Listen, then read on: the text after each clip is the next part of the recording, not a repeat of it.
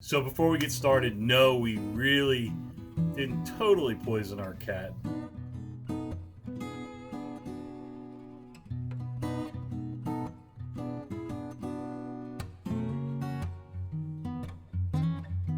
What's up, guys? John Conley here, UncleJohnSoap.com. Yup, been a while since I did another video. Sorry about that. What can I say? Lazy, unmotivated, the virus, while the virus didn't really affect me directly health-wise, it just, the whole situation just kind of killed my motivation. Sorry about that. Let it get the better of me. Hey, Megan's making soap today. Oh, she's back there somewhere. There she is. So anyway, got a little tale of caution for you guys today to kick off my little welcome back video tour thing here. So recently, Megan adopted a cat that was in a crawl space opening next door to where she lives, and it was a kitten. This one cat had a litter, and this must have been the runt because mama cat moved all the other kittens and left this one kind of behind. They thought it was just like the last one in line to be moved, but it was hours and hours, and mama cat never came back. So Megan took it in, nursed it, took it to the vet, and it had an upper respiratory infection, and it was a little underweight, not too bad, and some other stuff. So got a pretty good bill of health, and Megan was nursing it back to health and giving it special food and things like that, and the cat was doing really good. The cat was probably 4 weeks-ish when they found it, and what was it, like 2 weeks later? Yeah, I mean, we've had it 2.5 now, so it's probably a week and a half. Okay. So about a week and a half after she adopted this cat, she had been bringing it into the shop while we were working in a little cat carrier kennel. Actually a big one, but anyway, it's like a condo. She was bringing the kitten in so that we could keep an eye on it while she was working and things like that. It was just a little young and needed to be fed a couple of extra times a day, so it's good to have it close by, just to keep an eye on things. Everything went well most days, but one day last week we were making soap. One of the batches we made was our mint and eucalyptus.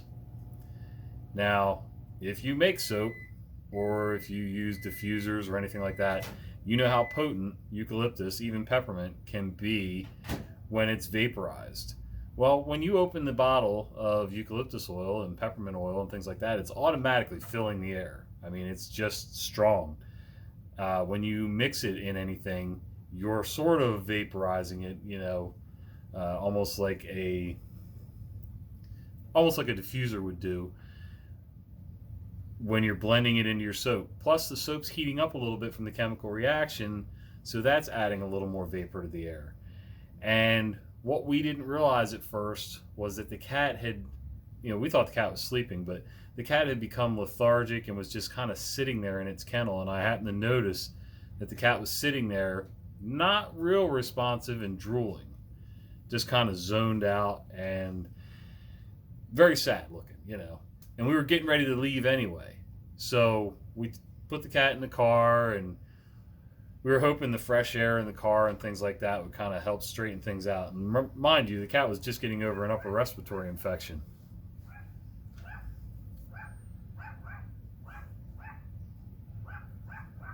Thing's got a lot to say today. So we were riding home in the car, and of course we had our 9-year-old with us too. She was sitting in the back seat with the kennel, and the cat was starting to drool worse and becoming a little less responsive. Eyes still wide open, but just not there. You could tell the cat was zoned out and not doing well. All of a sudden the cat starts this weird hacking noise, and almost like a little growl and hiss mixed in there with it, and then starts bouncing off the walls of the kennel, like just having a total meltdown, like she was trying to run away from something that you couldn't see.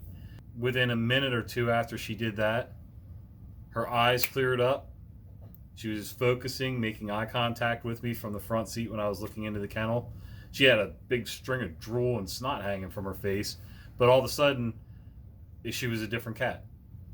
You know, she started grooming herself, getting rid of the, wiping the slobber and whatever else was running out of her face, wiped off, and she was back to her old self. She was tired after that. She probably spent most of that night sleeping. But guys, you got to be careful with essential oils. And I've said this over and over. I like using essential oils for scent. You know, essential oil, and this is my philosophy, essential oil is not medicine.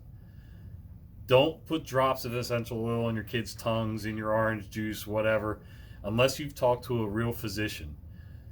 Don't believe the person selling you the essential oils from whatever that MLM company is, and you know, whatever stories they tell you. Oh yeah, I take X number of drops a day internally. Most of that stuff is not supposed to be ingested. A lot of it's not even supposed to be used in diffusers. Now, I like peppermint and eucalyptus in a diffuser. As a full-grown adult, if I keep the solution mild, I can handle it. But with little kids around, dogs, cats, things like that, it's just a bad idea, guys. Fragrance oils, even though most of them are either synthetically made or a combination of essential oils and synthetically man-made fragrance oils, even though it's man-made, traditionally it tends to be safer as long as you don't have the phthalates and things like that. So pay attention, for goodness sake. Stop using them as medicine. Stop rubbing them on your kids' skin. Definitely with cats, don't use it on their skin and things like that, because they absorb a ton through their skin, almost as if they're eating it. Cat skin is very absorbent in that way. They also are missing a critical enzyme in their liver that helps them break down toxins like that we have and most dogs have. So they tend to get really sick and poisoned really easily. So just something to be aware of. And I'm going to read a little something to you because I can't say it any better than this. We'll wait for the baby talking to stop.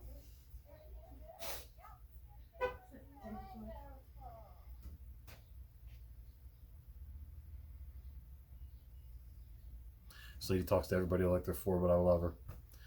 All right. Essential oils are volatile organic constituents of plants that contribute to fragrance and taste. They're extracted from plants via distillation, cold processing, and in some cold pressing, and in some cases need to be chemically distilled. Don't freak out. Not all essential oils can just be pressed and you get the juice from it. Not all of them can be done with steam distillation. Some of them need a chemical extraction and then they neutralize the chemical that they use. So it's a whole thing. Essential oils are utilized in a variety of ways as insecticides, aromatherapies, personal care products, flavorings, herbal remedies, liquid potpourri like the diffusers, things like that. All common stuff that we know and we use them for, or you should know. Essential oils can pose a toxic risk to household pets, especially to cats. They're rapidly absorbed both orally and across the skin. And I'm going to add one more thing. We didn't touch the cat with this stuff. This was a vapor in the air. So it could have been absorbed through the skin, but most likely it was actually from actual inhalation of the vapor itself. So then they're metabolized in the liver. Cats lack an essential enzyme, which I just told you.